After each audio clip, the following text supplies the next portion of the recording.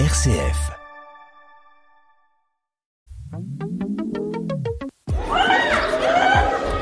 Ne laisse jamais personne te dire que tu n'es pas capable. Si tu as un rêve, tu dois le protéger. Bonjour chers auditeurs de RCF Cœur de Champagne. Vous êtes bien dans l'émission Parole de jeunes.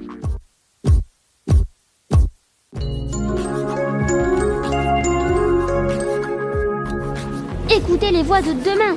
Les élèves du collège Notre-Dame de Châlons-en-Champagne prennent le micro et vous invitent à un rendez-vous captivant. Bonjour à toutes et à tous, bienvenue sur le stand de la direction interdiocésaine de l'enseignement catholique à la foire de Châlons-en-Champagne.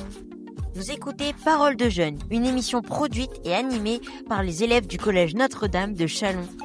Aujourd'hui, nous avons le plaisir de recevoir Madame Sophie Jacquinet, responsable du niveau 3e et du collège en 3 ans, ainsi que Madame Joséphine Cordaro, responsable du niveau 4e et du dispositif 4e AGP.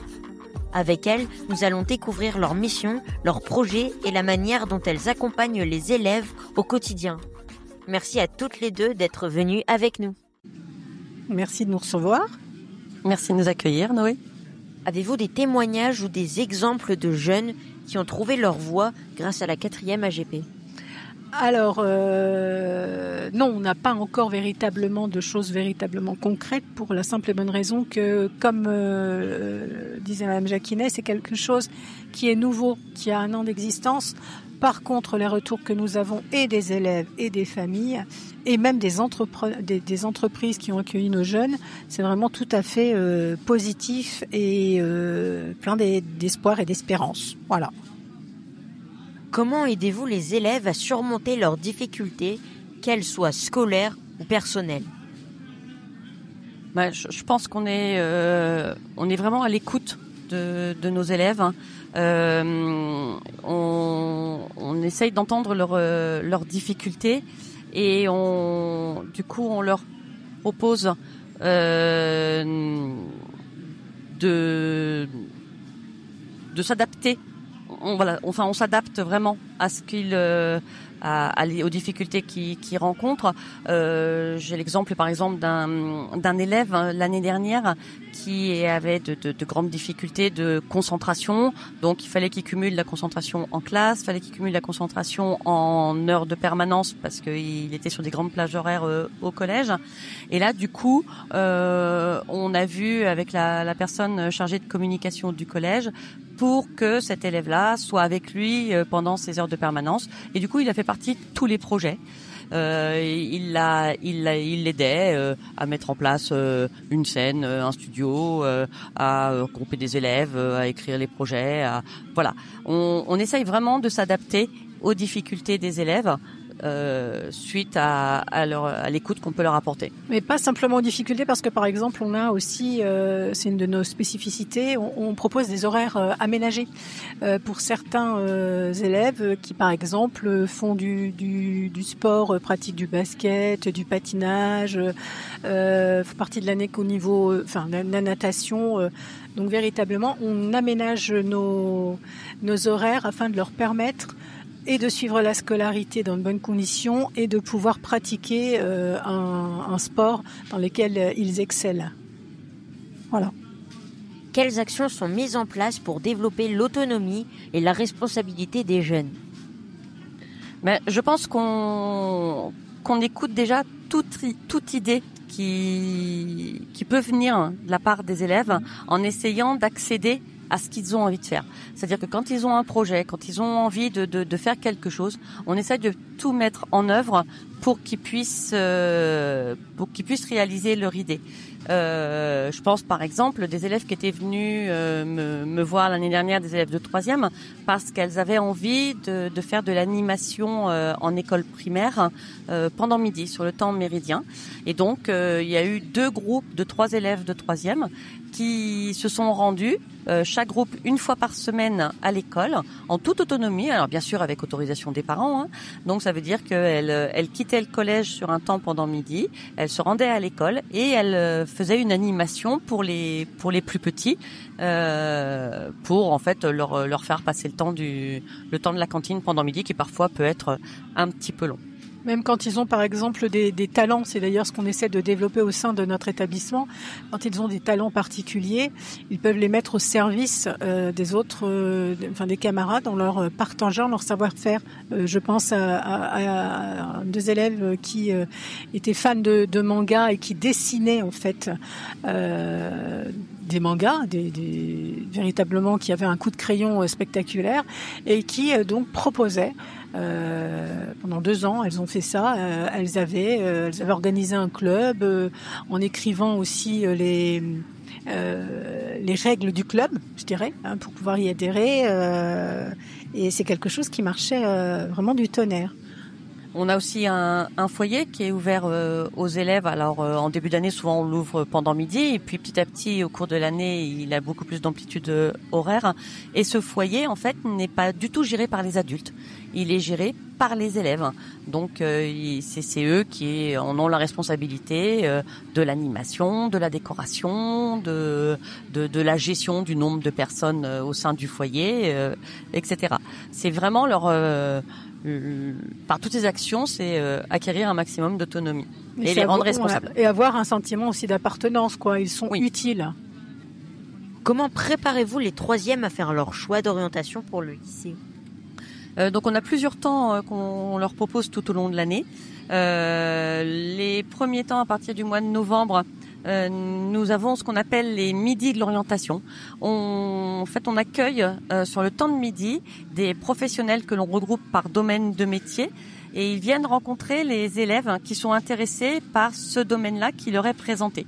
Ça dure à peu près 1 heure, donc pendant midi sur le temps de cantine, et pendant ce temps-là, en fait, le professionnel présente son métier, présente les études, et il y a toujours un temps de questions et d'échanges entre les professionnels et les élèves. On propose également un salon de l'orientation l'année dernière. Donc en fait, c'était une soirée, une fin d'après-midi, où on a reçu une 40aine de professionnels sous forme de stand, et les élèves tournent au milieu de ces professionnels-là pour aller se renseigner auprès des personnes qui pratiquent le métier qui pourrait les intéresser. Et puis enfin aussi, on propose des immersions, des temps d'immersion en lycée, donc essentiellement sur des formations de bac professionnel, pour que les élèves sachent vraiment à quoi s'attendre si jamais ils choisissent tel ou tel bac pro. Donc ils vont passer 1 ou 2 journées selon les propositions des lycées, et ils vont en classe de bac professionnel, essentiellement sur les matières professionnelles, pour qu'ils sachent à quoi s'attendre si jamais ils choisissent ce bac pro-là. Quelles valeurs de l'enseignement catholique vous tiennent particulièrement à cœur dans votre mission ? Alors, moi je dirais en premier peut-être la bienveillance, l'accueil de tous. Voilà, l'accueil de tous, c'est-à-dire qu'on prend... je pense que vraiment c'est une spécificité chez nous. On prend l'élève là où il en est, avec ses bagages, avec ses difficultés, avec ses réussites, pour le faire grandir, l'accompagner, le faire croire en lui, parce que quelquefois il ignore qui il est vraiment, donc on l'aide à se révéler et à découvrir des qualités qu'il a. Et puis croire, voilà, avoir la foi en tous ces jeunes. Moi, je pense aussi qu'on pourrait ajouter la valeur de l'écoute.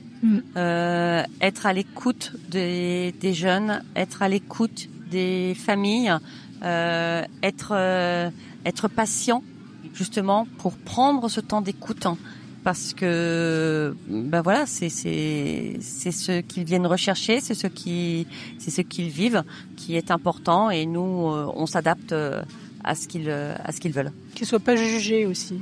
Oui. Ouais, qu'ils soient accueillis, en fait, qu'ils soient accueillis. Voilà. Enfin, qu'est-ce qui vous a personnellement donné envie de vous engager dans l'enseignement catholique et auprès des jeunes collégiens ? Alors moi j'aime bien ce terme d'engagement parce que c'est véritablement de ça dont il s'agit. Je pense que travailler dans l'enseignement catholique, c'est un choix. En ce qui me concerne, ça fait 34 ans je suis en enseignement catholique avec différentes missions, parce qu'on parle de mission. Je pense qu'on a en soi, moi depuis toute jeune, depuis que j'étais enfant, je ne me souviens pas avoir voulu faire autre chose que professeur. Donc après, j'hésitais entre plusieurs choses, mais bon, finalement, professeur de français. Et ouais, il faut aimer les gens, il faut aimer les faire grandir, apporter, communiquer, enseigner, écouter. Ouais, c'est vraiment une mission, une vocation. Et pour ma part, moi, ça fait 32 ans que je suis professeure dans l'enseignement catholique. Effectivement, moi aussi, j'ai toujours voulu être professeur. Et effectivement, ce choix, c'est un choix d'aller dans l'enseignement catholique. Et moi, ça a toujours été une évidence. Je savais que c'était là que je retrouverais mes valeurs. J'ai été éduquée dans ces valeurs de la religion catholique. J'ai toujours été à l'école dans un établissement catholique et je pense que j'avais envie au travers de mon métier de retrouver les valeurs qu'on y retrouve au quotidien en fait. Alors que moi j'ai fait le primaire, je me souviens très bien dans le public, et puis après pour le secondaire j'ai été inscrite et j'ai suivi ma scolarité dans l'enseignement catholique et effectivement ça me correspondait davantage. Voilà. Donc moi aussi c'était une évidence. Madame Cordaro, vous êtes également enseignante en français. Pourriez-vous nous clôturer cette émission en partageant une citation qui vous inspire ou vous tient particulièrement à cœur ? Alors la citation qui m'inspire et qui me guide depuis plusieurs années, j'ai travaillé aux côtés des communautés des Sœurs de l'Assomption. Et c'est une citation de Sainte Marie-Eugénie Miret, qui est fondatrice de la communauté des Sœurs de l'Assomption, et qui était un petit peu mon guide, et qui l'est encore, qu'on retrouve dans mon bureau, et qui dit « Éduquer, c'est toujours permettre au bien qui est en chaque personne de se frayer un passage à travers le roc qui l'emprisonne et l'amener à la lumière où il pourra fleurir et rayonner. » Voilà, une citation de Sainte Marie-Eugénie Miret. Eh bien, merci beaucoup. Merci à toi. Merci à toi. Cette émission Parole de jeunes, produite et animée par les élèves du collège Notre-Dame, a été réalisée sur le stand de la direction interdiocésaine de l'enseignement catholique à la foire de Châlons-en-Champagne. Merci à nos invités, merci à vous qui nous écoutez et très belle rentrée scolaire à toutes et à tous.